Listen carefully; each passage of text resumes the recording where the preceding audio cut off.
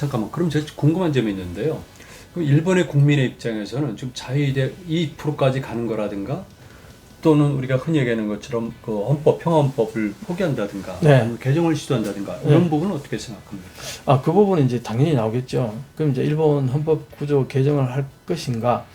제가 볼 때는 거의 개정은 어렵다고 보는 겁니다. 왜 개정이 어렵다고 생각하십니까? 한국에서 젊은이들이 군대를 가고 싶어 갑니까? 부분적으로는 안 그런 사람도 있죠. 안 그런 사람 많았죠. 네. 요즘은 무조건 가야 된다고 이제 워낙 강하게 인식이 돼가지고 연예인들도 뭐 먼저 오히려 갔다 오는 게 앞으로 활동에 더 유리하다는 생각을 하잖아요. 네. 근데 과거에는 안 그랬잖아요. 네. 한참 막 뭔가 좀 활동하려는데 군대에서 네. 소위 말해 썩고 나오면은 네. 이름도 사라지고 네. 완전히 묻혀버린다. 네. 그에 대한 두려움 때문에 온갖 수단과 방법을 안 가리고 군대 안 가려고 노력했잖아요. 네. 그런데 일본은 젊은이들이 군대 가고 싶어 할까요? 우리 입장에서는 일본은 전혀 관심이 없을 것 같은데. 관심 없어요. 내가 유학할 때 만화 이런 게 하나 있었어요. 음. 어떤 젊은이가 택시를 탔는데 자기는 전쟁이 나면 전투기를 하나 사고 싶다는 거예요. 그래서 택시기사가요. 깜짝 놀라가지고 와 요즘 젊은이답지 않게 이 친구는 상당히 애국심이 전투기 사가지고 전장에 나가서 싸우겠다는 거 아니야 하고 이제 네. 생각을 했대요. 네. 그래서 그 전투기 사서 뭐 하겠냐 그랬더니 제일 먼저 도망가려고 그랬 네. 진짜 그 얘기를 했다는 겁니다. 그게 실화예요. 네. 그게 일본의 정서였고 음. 지금도 크게 다르지 않을 거예요. 젊은이 입장에서 볼 때는. 일본은 우익뿐만이 아니라 일본의 지성계라든가 일본의 미래 걱정하는 사람들이 굉장히 이런 부분에 관심이 많을 것 같아요. 많죠. 그래서요. 그래서 한일 역전에 관심을 갖는 이유는 예. 우리는 우리 입장에서 한일 역전을 관심 갖지만 예. 일본의 입장에서는 인전 추격 당하는 사람이 아니라 추격해야 될 운명을 예감하면서 걱정을 하는 거죠. 그렇죠. 특히 우리는 우익들을 좀 뭐 이렇게 안 좋게 보기도 하고 좀 부정적으로 보는데 어떤 면에서 우익들이요 애국심이 강해요. 그렇겠죠. 이 나라를 걱정하는 마음이 강해요. 네. 현재 일본의 모습을 보면 내가 지금 이렇게 설명한 이런 모습들을 보면 우익들 입장에서 볼 때는 허파가 뒤집어지는 거죠. 그렇죠. 그래서 한국이 부럽다는 얘기를 하는 거예요. 한국의 징병제가 부럽고 한국의 이 군사 문화, 이 군대 가고 그래서 군대 갔다 오는 젊은이들이 떡 부러진 어깨에 강인한 체력 가지고 나와서 정신력도 상당히 무장된 상태에서 사회에 나와서 활동한다. 얼마나 씩씩하냐. 와 부럽다. 이렇게 얘기하는 우익들이 굉장히 많아요. 그렇겠죠. 사회는 역동성이 있어야 되는데 네. 일본의 젊은이들은 그럴 기회를 처음부터 차단당하니까 그러니까 자기 단련의 기회가 없는 거죠. 그렇죠. 그래서 그런 의미에서 보면은 일본 남성들이 상당히 유약해 보인다. 그래서 일본 여자들이 네. 한국 남자들을 좋아한다. 그런 얘기들 많이 하죠. 네. 한국 남자들은 박력도 있어 보이고 군대 갔다 와서 그런지 뭔가 이렇게 체격도 듬직하고 책임의식도 강하고. 책임의식도 하고 뭔가 좀 듬직하다 뭐 이런 게 있잖아요. 네. 뭐 거기다가 요즘은 한국 남자들이 키도 크고 세련되었고 그 말씀에서 지금 분위기를 좀 부드럽게 해서 말씀드리는데 부한 말이죠. 조선시대 말기 때 많은 외국인들이 한국에 왔거든요. 네. 조선에 와서 그 기획문을 씁니다. 외교 보고서도 있고 한결같은 주장은 한국 사람들은 가장 서양인에 가까운 외모를 갖고 있다. 그리고 키가 크고 잘생기다. 그리고 특별히 머리가 좋지만 그 중에서도 외국어 습득 능력이 대단히 뛰어나다. 이게 일반된 평가예요. 예. 그러니까 동아시아 지역에서는 일본에 있는 사람들은 대부분이 한국서 건너간 후예들이지만 예. 그 이전에 썼던 조망인들과 합치기도 하고 어쨌든 중요한 것은 일본 사람들의 그 외모는 한국 사람들과는 좀 비교하기 힘들다는 게 일반적인 평가입니다. 예, 예. 사실 지금 요즘은요 일본 사람들이 그렇게 많이 느끼고 있어요. 네. 지금 통계치를 보면은 네. 한국이 평균 키가 한 4, 5cm 크더라고요. 그렇죠. 일본보다. 네. 예, 그런 게 이제 확실히 드러나고. 외모도 준수하고 자신감도 있고 하여튼 일본은 좀 문제가 있는 것 같아요. 예. 그래서 자위대 실상은 그렇다 보니까 네. 자위대를 퇴역한 우리로 치면 합참 의장이라든가 막료장들이 나와서 책을 많이 쓰는데 하나같이 자위대로는 국가를 지킬 수 없다. 대부분 그 얘기를 해요. 근데 거기에 그냥 엄살을 부리는 게 아니고 실제로 내가 지금 묘사한 이런 부분들 때문에 그러는 거예요.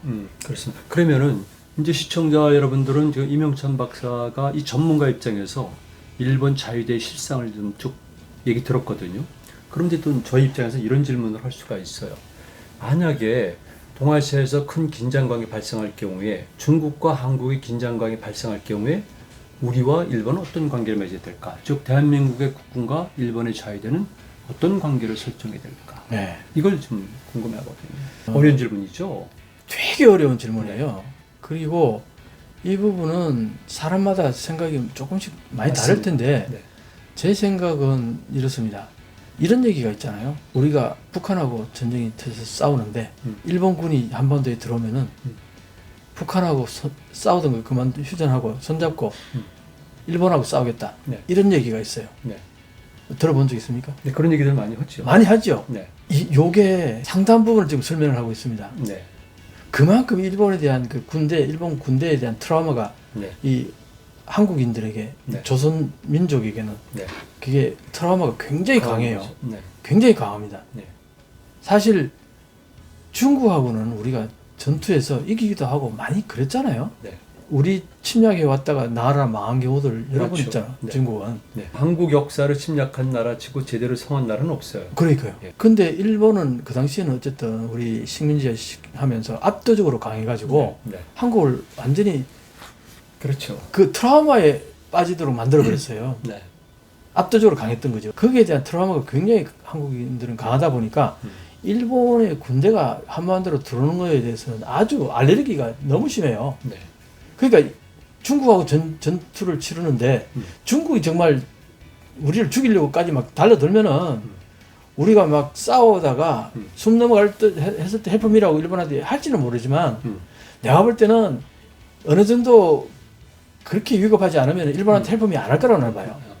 민족 감정 우선시하면서 끝까지 우리가 저항하지만 힘들 경우에는 일본 자위대 협력할 수도 있다. 최악의 경우는 죽는 것보다는 그렇죠. 낫지 않겠어요? 네. 이제 이명찬 박사는 이게 일반인들의 정서라고 보시는 거죠. 그렇죠. 그 그렇죠. 전문가의 판단이고. 예.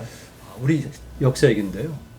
고구려 백제 신라가 쟁표전을 벌입니다. 네. 마지막 단계에 가면 6세기 말 598년부터 전투가 벌어지고 결국 신라에 의해서 삼국 통일이 됐다고 그러는데 신라가 당군을 끌어들여서 백제를 멸망시키고 네. 결국은 나당연합군이 고구려를 멸망시키거든요. 네. 그러고 나서 고구려의 부흥군들이 활동할 때 그때 이미 신라와 당나라 간의 전투가 벌어졌어요. 네. 묘한 얘기지만 네. 그래서 그 당시 때 고구려 민군들, 백제 민군들은 신라를 도와서 그리고 당나라군과 전쟁을 벌였어요. 네. 그리고 신라도 일단 조기의 목적을 달성한다면은 당나라랑 격렬한 전투를 벌였던 거죠. 뭐 치열하게 벌입니다. 네. 이런 역사적 사례를 보면은 지금 앞으로 한중일의 관계도 어떤 그림이 그려지지 않을까 이런 생각은 합니다. 여기에서 중요한 팩트가 하나 있어요. 네. 미국이라는 요소가 하나 있습니다. 네. 과거에는 중국, 한국, 일본 뭐 여기에서 그렇죠. 동아시아에서만 얘기잖아요. 여기에 지금은 그때와 다른 게 강력한 패권국가 미국이 여기 존재한다는 거예요. 네. 그래서 미국이 존재하기 때문에 미국이 접착제가 돼가지고 중국하고 만약에 무슨 일이 가장 쉽게 예를 들 수 있는 게 대만 문제 아니겠어요? 네. 중국이 대만을 이제 공격을 했. 우리 한국이나 일본이나 미국이 조용히 지켜만 보고 있지는 않을 거예요. 네. 그럴 수 없잖아요. 네. 그럼 뭔가 액션을 취해야 될 텐데 네. 미국이 분명히 한국이나 일본한테 헬품이라고 얘기할 거예요. 네. 자, 그때 어떻게 할 거냐가 제일. 그렇죠. 그러니까 한미일 삼각 안보 협력 체제. 우리 지금 쉽게 얘기하는 한미일 공조 네. 이 얘기가 이제 나오는 거죠. 네. 그러면 이제 뭐 저도 사실은 그런 상황이 오면은 한국이 미국과 같이 행동을 하지 않을 수가 없지 않겠느냐. 현실적으로는 그럴 수밖에 현실적으로는 그럴 수밖에 없지 않겠냐 이렇게 생각하는 거예요. 네. 자, 그러면은 일본도 마찬가지일 거예요. 일본은 사실상 미국의 하청 군대라고 보면 돼요. 네. 우리보다 더 네. 더 종속돼 강력하게 있는 더 거죠. 종속돼 있다고 하죠. 네. 왜냐하면 한국군은 어쨌든 독립적으로 뭔가 이렇게 네. 작전도 펼 수 있고 전투도 할 수 있지만 일본 자위대는 네. 거의 미일 안보 조약 내에서 행동하는 것이 너무 오랫동안 길들여져 있어 가지고요. 네. 당연히 미국과의 뭔가 같이 하는 게 상정하죠. 지금 말씀하신 이 내용을 일반인들이 잘 모르는 경향이 있어요. 아, 그래요? 네, 일반적으로 우리 한국 군대가 미국에게 상당히 종속돼 있다. 네. 적조건 문제 때문에 그렇죠. 상대적으로 일본은 그렇지 않다고 보는데 네. 실제적인 실상을 보게 되면 한국은 오히려 더 독립적이고 네. 일본 자위대 말로 미군의 작전과 직결돼 있다. 종속돼 있을 정도로 판단하는 거죠. 그렇죠. 그게 이제 한국은 군대잖아요. 네. 군대라는 건 어쨌든 홀로 작전을 펼 수 있어요. 네. 근데 자위대는 이게 조금 묘하거든요. 네. 그게 미군하고의 관계 속에서 이게 자위대가 만들어졌단 말이에요. 그리고 계속 그 뭐랄까 과거의 군국주의에 대한 두려움은 주변 국가들만 있는 게 아니고 네. 일본 내부에서도 그게 굉장히 강해요. 네. 일본 국민들 속에서도 두 번 다시 옛날 군국주의로 돌아가고 싶지 않다는 거. 네. 그게 강하기 때문에 그 사람들 입장에서도 이 자위대가 군대가 돼서 자율적으로 움직이는 거에 대해서 두려움을 갖고 있는 거예요. 일본은 딜레마에 빠졌군요. 완전 딜레마죠. 그 내 같은 사람이 보면요, 자위대를 두려워한다는 거는 쓸데없는 에너지 소비예요. 이런 맥락에서. 알겠습니다. 그 미국이 중간에 관여하기 때문에 미국의 어떤 의지를 반하면서 자위대가 움직일 수 없다는 거 첫째. 네. 그 다음에 미국이 없는 완벽한 작전을 펼 수 있는 능력이 일본에 과연 자위대에게 있느냐? 네. 한국군을 하고 진짜 맞서 싸울 정도의 과연 네. 그 정도 되느냐? 그렇게 보지는 않아요. 그렇죠. 네. 참 오늘 좀 세 가지 제가 궁금한 점을 질문드렸는데 네. 이명철 강사께서 이제 샅샅이 구체적인 사례를 들어가면서 답변해 주셔서 대충 이해가 되는 것 같습니다. 우리 일반 국민들도 제 얘기 이거 듣고 나면은 네. 많이 좀 안심하시고 일본 군국주의 부활에 대한 우려 이런 네. 것들이 상당히 해소가 되고 좀 해서 되겠죠. 네, 그뿐만이 아니라 우리 에너지를 좀 더 다른 데 쏟아야겠군요. 아, 그렇죠. 네, 그런 생각들을 자, 갖게 되는 겁니다. 제가 그 예를 하나 드릴게요. 우리 학계 원로 한 분이 네. 일본에서는 독도를 침공하려고 이미 작전 계획까지 다 짜고 있는데 한국 정부는 뭐하냐? 네. 그렇게 막 학술회에서 비판한 적이 있었어요. 네. 나는 그때 이건 아니지 하는 생각에서 강하게 반발하면서 이런 얘기를 했어요. 네. 자, 그러면은 그분이 한 얘기는 지금 현재 이런 상태에서 군사 작전이 벌어지면 반나절도 뭐 독도 뺏긴다. 네. 23, 8대, 네. 뭐 6대. 그런 얘기들이 많이 나왔죠. 나왔죠. 자, 그러면 내가 이런 얘기를 했어요. 그러면 우리 정부가 지금 직무유기하고 있는 거네요. 그럼 국방 예산을 얼마까지 지금 높여야 그 작전에서 패하지 않고 지킬 수 있다고 생각하십니까? 네, 역질문 한번 했어요. 그 답이 나오겠어요? 지금 우리 국방 2.6% 정도인데 여기서 5%는 돼야지 그 당시 일본하고 23, 8대하고 뭐 그 관계되는 해군의 그 파워하고 대등하게 뭘 할 수 그럼 국방비 그만큼 올렸는데 그게 가능한 얘기죠 지금. 네. 현실성 없는 얘기지 않냐 그거는. 네. 그 다음에 또 하나 중요한 건 독도하고 일본은 독도만 있는 게 아니다. 네. 센카쿠 제도도 있고 미나미도 있고 그 다음에 저 북방영토도 있다. 이 세 군데 러시아하고 한국하고 중국하고 이 세 나라를 가지고 영토 문제 가지고 저렇게 하고 있는데 자 독도를 군사 점령하러 일본이 들어도 치자. 센카쿠 제도는 어떻게 될 거냐. 네. 저기는요 중국이 호시탐탐 노리고 있는데 네. 군사력을 먼저 동원하면 침략국가 되는 거 아닙니까? 네. 국제사회가 보고 있잖아요. 네. 그걸 못해가지고 호시탐탐 노리고 있는데 네. 일본이 군대를 가지고 독도를 침략한다. 네. 그러는 순간 네. 조도를 바로 점령해버릴 거예요. 네. 자 그러면은 일본 입장에서 독도가 중요하냐 조도가 중요하냐. 네. 네. 조도 센카쿠 제도 훨씬 더 중요하죠. 거기가 땅이 독도보다 몇 배 되는지 아세요? 조도 자체는 그 총 면적이 조 열도기 때문에 네.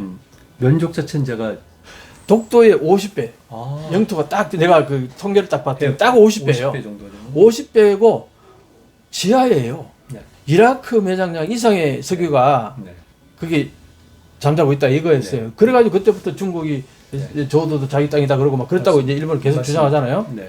자 그러니까 일본 입장에서 볼 때 독도는 뭐 있냐 이게야. 그 지도를 보면요.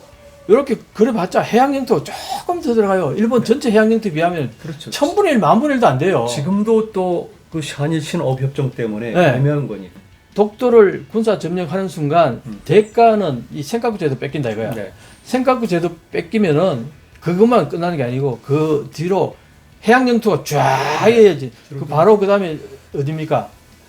오키나와잖아요. 네. 오키나와는 중국이 뭐라고 합니까? 저것도 우리가 그렇죠. 수복해야 되는 땅이다. 옛날에 오키나와는 류큐 왕국이 500년 동안 중국에 조공을 바치면서 네. 중국의 지배하에 있었단 말이에요. 네. 그러다가 이제 일본에게 점령당해서 지금 오키나와가 됐는데 오키나와에서는 아직도 저기 독립당이 있습니다. 예, 제가 그 인터뷰를 했는데요. 저도 그 와서 만나고 그랬습니다. 12명인가 싶더라. 그때 그 국기도 있더라고요. 네. 오키나와에서는 일본을 본토라고 그리고 일본을 일본이라고 부르더라고요. 네, 일본이라고 부르고 자기 나라가 아니라 네. 일본. 아직 그런 인식이 있어요. 상대화시키는 거죠. 그게 왜 그런가 하니까 일본이 자기 국민들하고 동등하게 생각하지 않는 게 명확하거든요. 네. 그게 어디서 나타난다고 아세요?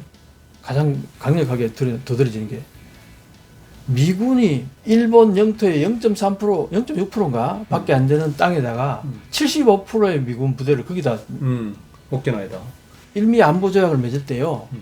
예, 기시노부스케 아베 총리의 외조부 A급 전범 네. 용의자가 네. 총리가 돼서 네. 미일 안보 조약을 개정을 할 때 뭘 가장 개정했냐면은 미군이 저렇게 있으면서 땅을 사용하면서 일본을 지켜준다는 얘기가 없었어요. 그래서 조약을 개정을 합니다.